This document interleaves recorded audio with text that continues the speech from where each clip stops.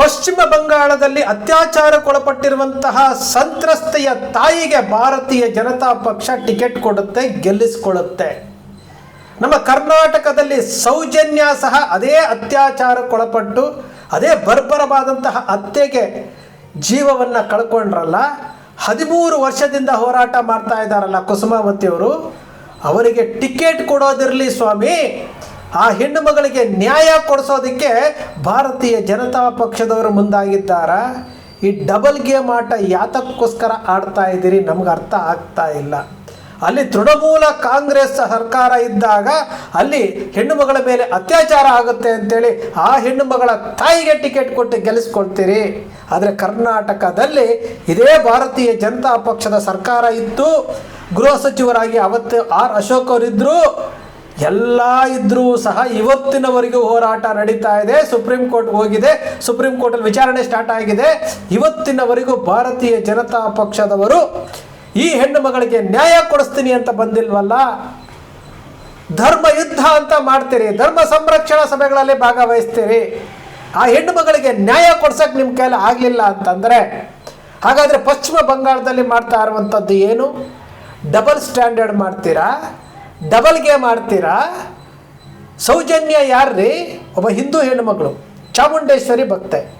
ಯಾಕೆ ಆ ಹೆಣ್ಣುಮಗಳು ಸಂತ್ರಸ್ತೆ ಥರ ಕಾಣ್ತಾ ಇಲ್ವಾ? ಈ ಹೆಣ್ಣುಮಗಳಿಗೆ ಅನ್ಯಾಯ ಆಗಿಲ್ವಾ? ಪಶ್ಚಿಮ ಬಂಗಾಳದಲ್ಲಿ ಒಂದು ಥರ ಮಾಡ್ತೀರಿ, ಕರ್ನಾಟಕದಲ್ಲಿ ಒಂದು ಥರ ಮಾಡ್ತಾ ಇದ್ದೀರಿ. ಯಾತಕ್ಕೋಸ್ಕರವಾಗಿ?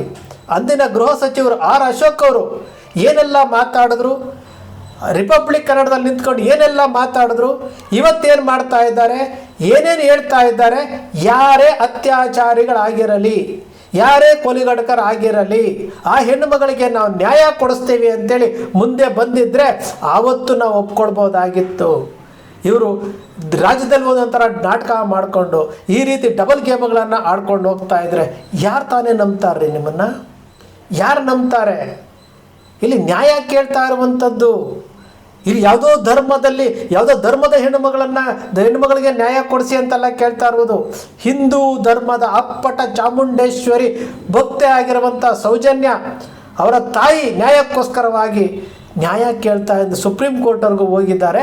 ಇವತ್ತಿನವರೆಗೂ ಭಾರತೀಯ ಜನತಾ ಪಕ್ಷದವರು ಯಾರಾದರೂ ನಿಮ್ಮ ಜೊತೆಯಲ್ಲಿ ಇದ್ದೀವಿ ಅಂತೇನಾದರೂ ಬಂದಿದ್ದಾರಾ? ಇದೇ ಸಿದ್ದರಾಮಯ್ಯನವರು SIT ರಚನೆ ಮಾಡೋದಕ್ಕೆ ಆದೇಶ ಮಾಡ್ತಾರೆ. ನೀವು ದೇಶಭಕ್ತಿ ಅಂತೀರಿ, ನೀವು ಹಿಂದೂ ಧರ್ಮ ಅಂತೀರಿ, ಆದರೆ ದೇಶಭಕ್ತಿನೂ ಇಲ್ಲ, ಹಿಂದೂ ಧರ್ಮದೂ ಇಲ್ಲ. ಪಶ್ಚಿಮ ಬಂಗಾಳದಲ್ಲಿ ಇಂಥವರಿಗೆ ನಾವು ಟಿಕೆಟ್ ಕೊಟ್ಟು ಗೆಲ್ಲಿಸ್ಬಿಟ್ವಿ ಅಂತ ಹೇಳ್ತಾ ಇದ್ದೀರಿ, ಸಂತ್ರಸ್ತೆ ತಾಯಿಗೆ ಗೆಲ್ಲಿಸ್ಬಿಟ್ವಿ ಅಂತ ನೀವು ಹೇಳ್ತಾ ಇದ್ದೀರಿ. ಕರ್ನಾಟಕದಲ್ಲಿ ಕುಸುಮಾವತಿ ಅವರು ನಿಮಗೆ ಕಣ್ಣಿಗೆ ಕಾಣಲಿಲ್ವಾ? ಇದೇ ಭಾರತೀಯ ಜನತಾ ಪಕ್ಷ ಧರ್ಮ ಯುದ್ಧ ಅಂತೇಳಿ ಮಾಡಿ, ಧರ್ಮ ಯುದ್ಧ ಆದ ನಂತರ ನೇರವಾಗಿ ಕುಸುಮಾವತಿ ಅವರ ಮನೆಗೆ ಹೋಗ್ತಾರೆ, ಅಲ್ಲಿ ಕುತ್ಕೊಳ್ತಾರೆ, ವಿಜೇಂದ್ರ ಅವ್ರು ಕುತ್ಕೊಳ್ತಾರೆ, ಹರೀಶ್ ಪುಂಜ ಅವ್ರು ಕುತ್ಕೊಳ್ತಾರೆ, ಇವರೆಲ್ಲ ಕುತ್ಕೊಳ್ತಾರಲ್ಲ. ಕುತ್ಕೊಂಡು ಹೇಳಿದ್ದೇನು? ಸುಪ್ರೀಂ ಕೋರ್ಟ್ಗೆ ಹೋಗ್ರಿ, ನಾವು ನ್ಯಾಯ ಕೊಡಿಸ್ತೀವಿ ಅಂತ.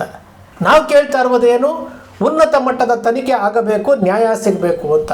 ಇವರು ಸುಪ್ರೀಂ ಕೋರ್ಟ್ಗೆ ಹೋಗಿ ನಾವಿದ್ದೀವಿ ಅಂತ ಹೇಳ್ದಂಥವರು ಸುಪ್ರೀಂ ಕೋರ್ಟಲ್ಲಿ 2 ಹಿಯರಿಂಗ್ ಆಗಿದೆ, ಇವತ್ತಿನವರೆಗೂ ಒಂದು ಸ್ಟೇಟ್ಮೆಂಟ್ ಕೊಟ್ಟರಾ? ಇವರು ಕೊಟ್ಟಿಲ್ಲ. ಹಂಗಾದರೆ ಇವರಿಗೆ ಇಷ್ಟ ಬಂದ ಹಾಗೆ ಯಾವ ರೀತಿ ಬೇಕಾದರೂ ಮ್ಯಾನಿಪ್ಯುಲೇಟ್ ಮಾಡ್ಕೊಳ್ಬೋದಾ? ಯಾವ ರೀತಿ ಬೇಕಾದರೂ ಬಣ್ಣ ಬದಲಾಯಿಸ್ಕೊಳ್ಬೋದಾ? ಗೊತ್ತಿಲ್ಲ. ಆದರೆ ಒಂದಂತೂ ಸತ್ಯ, ಡಬಲ್ ಗೇಮ್ ಮಾಡ್ತಾ ಇರುವಂಥದ್ದು ಯಾರು? ನಾವು ನಿಮ್ಮನ್ನು ಪ್ರಶ್ನೆ ಮಾಡ್ತಾ ಇದ್ದೀವಿ,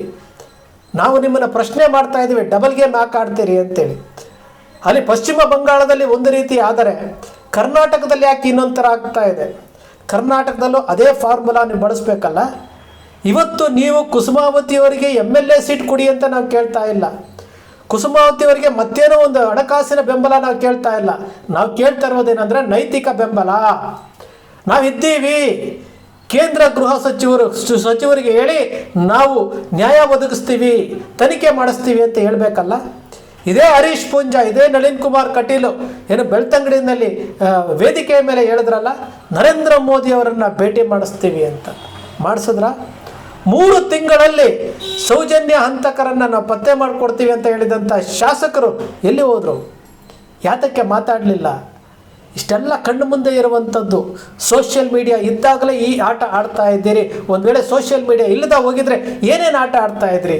ನಾವು BJP, JDS, ಕಾಂಗ್ರೆಸ್ಸು ಅಂತ ಮಾತಾಡ್ತಾ ಇಲ್ಲ.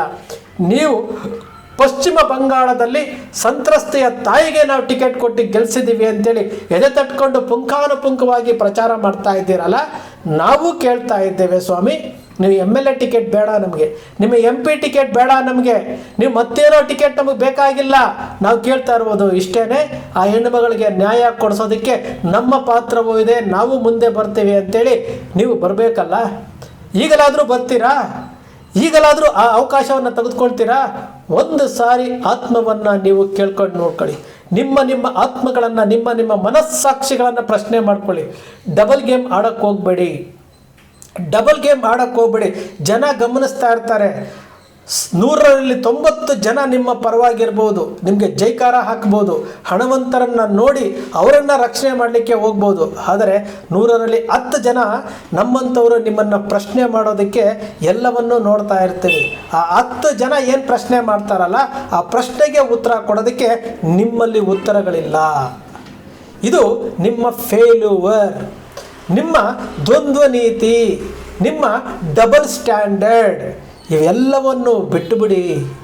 ದಯಮಾಡಿ ಸಾವುಗಳನ್ನು, ವಿರೋಧ ಪಕ್ಷ ಇದ್ದಂತಹ ನಿಮಗೆ ವಿರೋಧ ಪಕ್ಷ ಇದ್ದಂಥ ರಾಜ್ಯಗಳಲ್ಲಿ ಈ ರೀತಿ ನಡೆದರೆ ಅಲ್ಲಿ ಒಂದು ಥರ ಮಾಡ್ತೀರಿ, ಅಲ್ಲಿ ಸಹ ಸಂತ್ರಸ್ತೇನೆ, ಇಲ್ಲಿ ಸಹ ಸಂತ್ರಸ್ತೆ, ಅಲ್ಲಿ ಸಹ ಅತ್ಯಾಚಾರ ಆಗಿದೆ, ಇಲ್ಲಿ ಸಹ ಅತ್ಯಾಚಾರ ಆಗಿದೆ.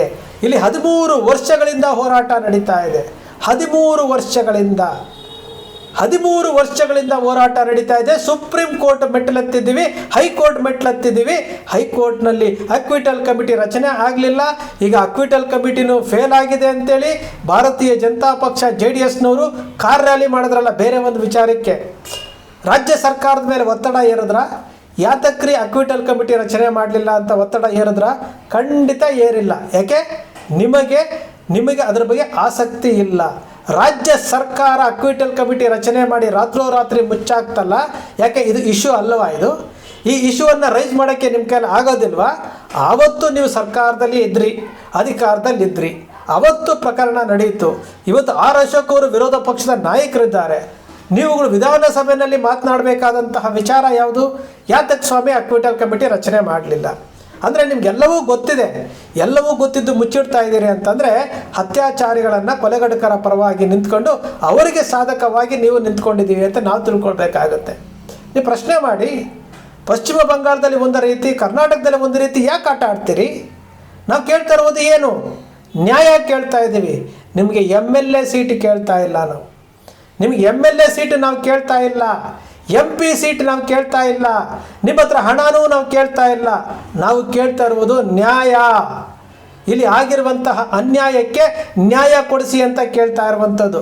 R. ಅಶೋಕ್ ಅವರೇ, ವಿಜೇಂದ್ರ ಅವರೇ, ಸುರೇಶ್ ಕುಮಾರ್ ಅವರೇ, ಪ್ರಜ್ಞಾವಂತ ಶಾಸಕರು, ವಿಧಾನಸಭೆಯಲ್ಲಿ ನಿಂತ್ಕೊಂಡು ಮಾತನಾಡುವಂಥವರು, ಕರಾವಳಿಯ ತುಂಬ ಕೇಸರಿ ತೊಟ್ಟಂತಹ ಶಾಸಕರು, ಕರಾವಳಿಯ ತುಂಬ ಹಿಂದೂ ಧರ್ಮ ಅಪಾಯದಲ್ಲಿದೆ ಅಂತೇಳಿ ಓಟ್ ಕೇಳುವಂಥವರು ನೀವು. MP ಗಳು ನೀವೇನೆ, MLAಗಳು ನೀವೇನೆ, MLCಗಳು ನೀವೇನೆ. ನೀವೆಲ್ಲ ಇದ್ಕೊಂಡು ಆ ಹೆಣ್ಣು ಮಗಳಿಗೆ ನ್ಯಾಯ ಕೊಡಿಸ್ಲಿಕ್ಕೆ ನಿಮ್ಮ ಕೈಲಿ ಆಗಲಿಲ್ಲ ಅಂತಂದರೆ ಹಾಗಾದರೆ ನೀವು ಫೇಲ್ ಆಗಿದ್ದೀರಿ ಅಂತ ತಾನೇ. ಡಬಲ್ ಸ್ಟ್ಯಾಂಡರ್ಡ್ ಬೇಡ, ಡಬಲ್ ಗೇಮು ಬೇಡ. ಪಶ್ಚಿಮ ಬಂಗಾಳದಲ್ಲಿ ಮಿಡಿಯುವಂಥ ನಿಮ್ಮ ಮನಸ್ಸುಗಳು ಆ ಸಂತ್ರಸ್ತೆಗೆ ಮಿಡಿತೀರಿ, ಅಲ್ಲಿ MLA ಸೀಟ್ ಕೊಡ್ತೀರಿ. ಕರ್ನಾಟಕದಲ್ಲಿ, ನಿಮ್ಮದೇ ಕರ್ನಾಟಕದಲ್ಲಿ ಇಲ್ಲಿ ನಡೀತಾ ಇರುವಂತಹ ಈ ಬೆಳವಣಿಗೆಗಳನ್ನು ನೋಡಿ ಈ ಹೆಣ್ಣು ಮಗಳಿಗೆ ನ್ಯಾಯ ಕೊಡಿಸ್ಬೇಕು ಅಂತ ನಿಮ್ಮ ಕೈಲಿ ಅನ್ನಿಸ್ತಾ ಇಲ್ಲ ಅಂತಂದರೆ ನಿಮಗೆ ನೀವೇ ಮಾಡ್ಕೊಳ್ತಾ ಇರುವಂತಹ ಆತ್ಮವಂಚನೆ, ಆತ್ಮದ್ರೋಹ ಮಾಡ್ಕೊಳ್ತಾ ಇದ್ದೀರಿ. ಸ್ನೇಹಿತರೆ, ನಿಮ್ಮ ಅಕ್ಷರ ಮೀಡಿಯಾ ಸೃಷ್ಟಿ ಮಾಡೋದಿಲ್ಲ, ಕಲ್ಪನೆ ಮಾಡೋದಿಲ್ಲ, ವಾಸ್ತವದ ವಿಚಾರವನ್ನು ವಿಶ್ಲೇಷಣೆ ಮಾಡುತ್ತೆ. ನಿಮ್ಮ ಅಕ್ಷರ ಮೀಡಿಯಾದ ವಿಶ್ಲೇಷಣೆ ನಿಮ್ಗೆ ಇಷ್ಟ ಆಯಿತು ಅಂದರೆ, ಸಬ್ಸ್ಕ್ರೈಬ್ ಆಗಲಿಲ್ಲ ಅಂದರೆ ಸಬ್ಸ್ಕ್ರೈಬ್ ಮಾಡ್ಕೊಳ್ಳಿ, ಪಕ್ಕದಲ್ಲಿ ಕಾಣುವಂಥ ಬೆಲ್ ಐಕಾನ್ ಪ್ರೆಸ್ ಮಾಡಿ, ಶೇರ್ ಮಾಡಿ, ಪ್ರೋತ್ಸಾಹ ನೀಡಿ.